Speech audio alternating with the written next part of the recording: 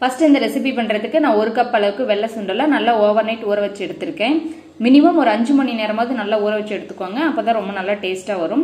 இப்ப தண்ணி எல்லாம் வடிச்சிட்டு நம்ம இதை ஒரு மிக்ஸி ஜார்ல சேர்த்துக்கலாம். இப்ப காரத்துக்கு ஏற்ப நல்லா ஒரு 2ல இருந்து 3 வரமிளகாய் நான் சேர்த்திருக்கேன். நீங்க உங்க காரத்துக்கு தகுந்த மாதிரி கூட குறைவா சேர்த்துக்கோங்க. இது கூடவே நல்லா இந்த சைஸ்ல ஒரு 2 துண்டு இஞ்சி சேர்த்துக்கோங்க. இது கூடவே ஒரு 7-8 பல் பூண்டு எடுத்திருக்கேன். இதையும் சேர்த்துக்கலாம். இது கூட நல்லா 1 டீஸ்பூன் அளவுக்கு சோம்பு சேர்த்துக்கோங்க. சேர்த்துட்டு இப்ப இதுல தண்ணி எதுவும் சேர்க்க வேணாம். அதே போல உப்பும் இப்ப சேர்க்க வேண்டாம். நம்ம அரைச்சதுக்கு அப்புறம் சேர்த்துக்கலாம். இப்ப ரொம்ப நைஸா அரைக்காம நல்லா கொரகொரப்பா இது போல நல்லா அரைச்சு எடுத்துக்கலாம். இந்த அளவுக்கு நல்லா அரைச்சு எடுத்துக்கோங்க. தண்ணி எதுவும் நம்ம விட தேவையில்லை. நல்லா ஊற வச்சிட்டோம்னா அந்த ஈரமே போதும் நமக்கு இது போல நல்லா அரைச்சு எடுக்கிறதுக்கு. இப்ப இந்த மாவு ஒரு பவுலுக்கு டிரான்ஸ்ஃபர் பண்ணிட்டு இதுக்கு தேவையான அளவுக்கு உப்பு சேர்த்துக்கலாம். இது கூடவே நல்லா மேல கிரன்ச்சியா வர்றதுக்காக நல்லா 1 ஸ்பூன் அளவுக்கு அரிசி மாவு சேர்த்துக்கோங்க. கூடவே ஒரு பெரிய வெங்காயத்தை பொடியா கட் பண்ணி வச்சிருக்கேன். இதையும் சேர்த்துக்கலாம். கூடவே பொடியா கட் பண்ண கறிவேப்பிலை கொஞ்சம், மல்லி இலை கொஞ்சம் சேர்த்துக்கோங்க.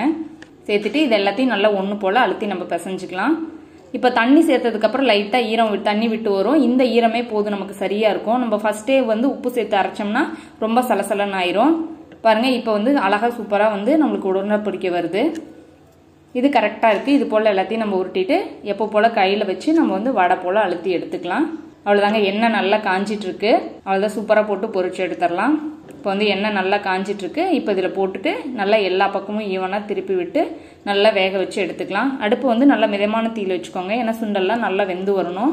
ரொம்பவுமே நல்லா டேஸ்டா இருக்கும். எப்பவும் நம்ம ஒரே மாதிரியே நம்ம வடைப்பருப்பு யூஸ் பண்ணி நம்ம செய்யறதுக்கு பதிலா அப்பப்போ இது போல செஞ்சு பாருங்க. ரொம்ப நல்லா டேஸ்டா இருக்கும். அடிக்கடி செய்வீங்க கண்டிப்பா.